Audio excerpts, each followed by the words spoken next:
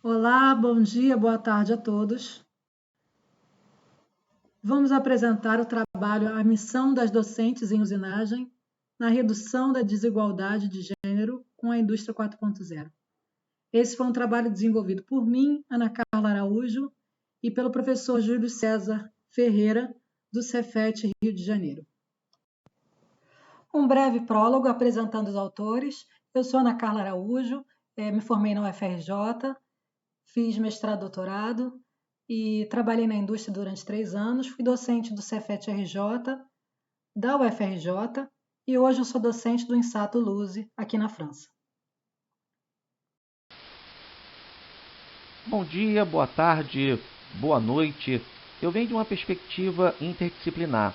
Eu sou graduado em Engenharia Mecânica e em Ciências Sociais. Meu mestrado foi em Engenharia Mecânica e meu doutorado foi em Memória Social. Minha linha de pesquisa é relativa aos sistemas produtivos dos setores criativos. Inclusive a foto sou eu, em trabalho de campo, no desfile dos blocos de enredo na Avenida São João, em São Paulo, no Carnaval de 2019, e minha inserção na questão dos estudos de gênero se deu por conta de uma necessidade institucional para a participação de editais do CNPq que demandavam equipes multidisciplinares. E, no caso em questão, eu sou o único docente na instituição que tem formação, além de engenharia, na área de humanas. Bom, e nessas considerações iniciais, pontuar, quando o assunto é a atuação feminina na área da tecnologia, e aí mais especificamente nas engenharias, tem toda uma construção social, que as considera caracteristicamente de atuação masculina. Então, frases do tipo, isso não é coisa de menina, olha, parabéns pela coragem de escolher essa área, elas são ainda comumente ouvidas, quando as mulheres demonstram interesse por essas áreas. Por outro lado, também no campo das ciências humanas, só de pouco tempo para cá, eles começam a dialogar com os estudos CTS, os estudos de ciência, tecnologia e sociedade. E com isso, fazendo esta conjugação dos estudos de gênero e a sua abordagem em comum com as questões voltadas para a ciência e para a tecnologia, o qual influi em toda a sociedade.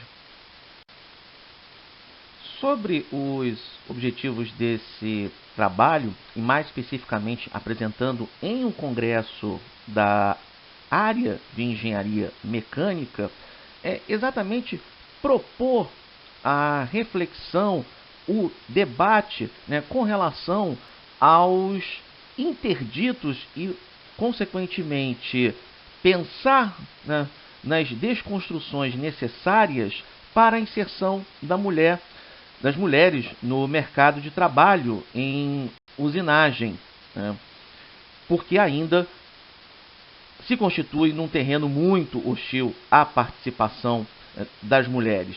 Também tem como objetivo o propósito de refletir como as atuais mudanças paradigmáticas dos sistemas produtivos, e aí destacando, traduzido na indústria 4.0, como ele pode manter ou reforçar esses estereótipos da divisão sexual do trabalho.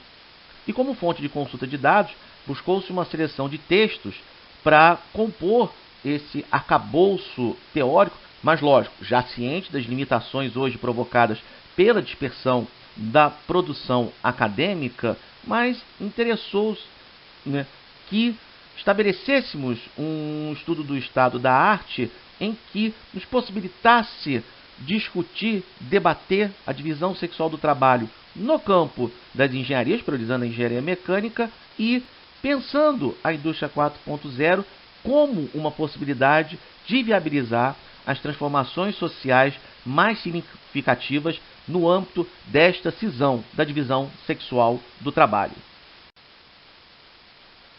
E considerando o histórico das conquistas das mulheres no campo da escolaridade e também da inserção na pesquisa científica e tecnológica, o marco, com certeza, é o movimento sufragista no final do século XIX e que depois vai se desdobrando em outras ondas do movimento feminista. Hoje, inclusive, estamos vivenciando esta quarta onda do movimento feminista caracterizada pelo cyberativismo.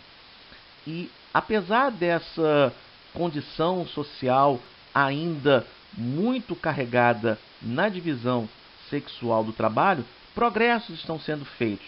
Entretanto, a presença das mulheres na engenharia é muito baixa. No caso brasileiro, o contingente de mulheres engenheiras não alcança nem o patamar de 20%, apesar do aumento nas últimas décadas, onde, globalmente, essa presença hoje está no patamar de 30%.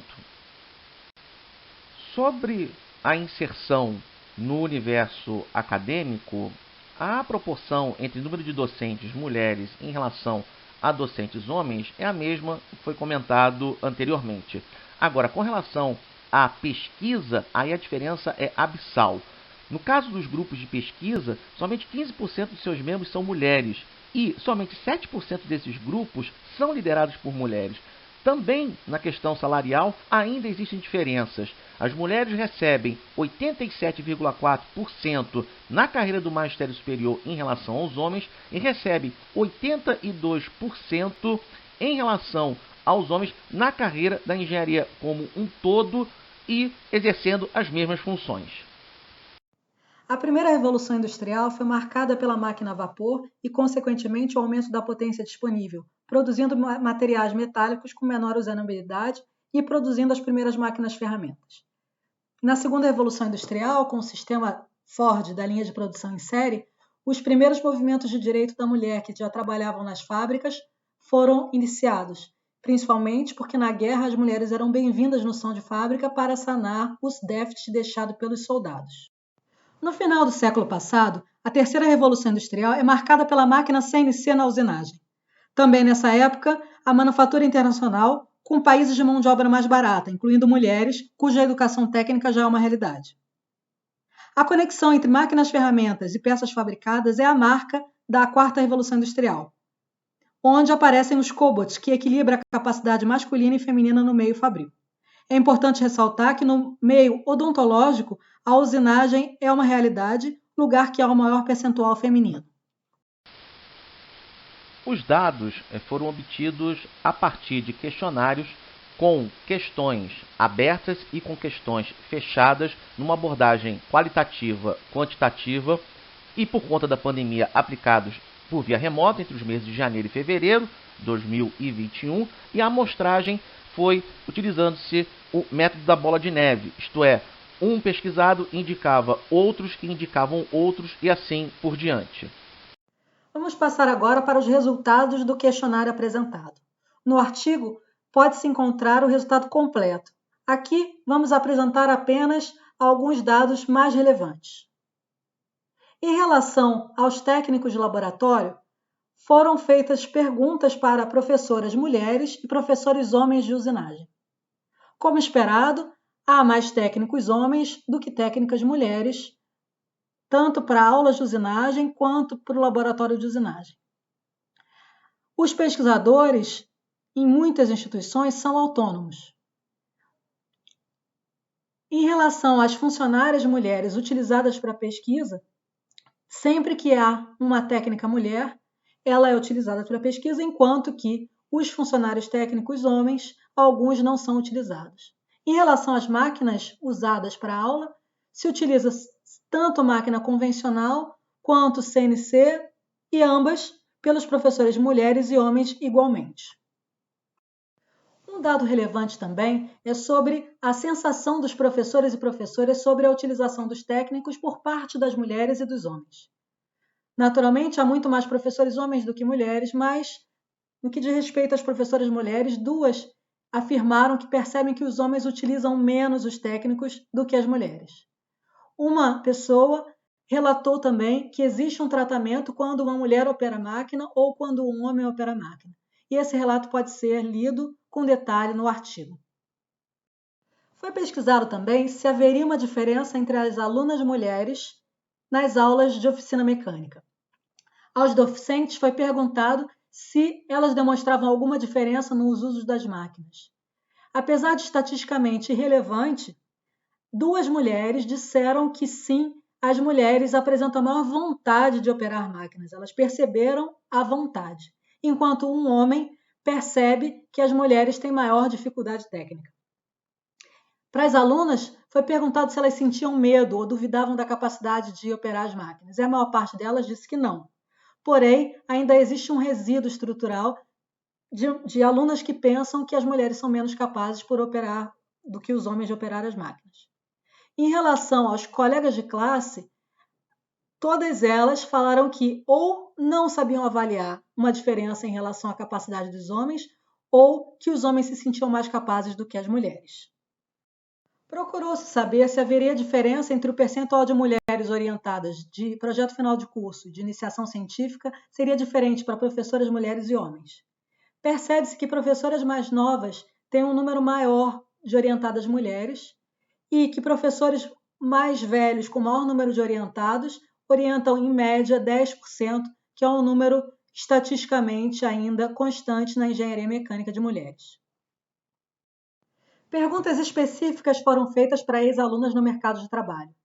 Uma delas, uma pergunta aberta, querendo saber se a indústria 4.0 poderia sim contribuir para a redução das desigualdades sexuais de trabalho na usinagem e fabricação.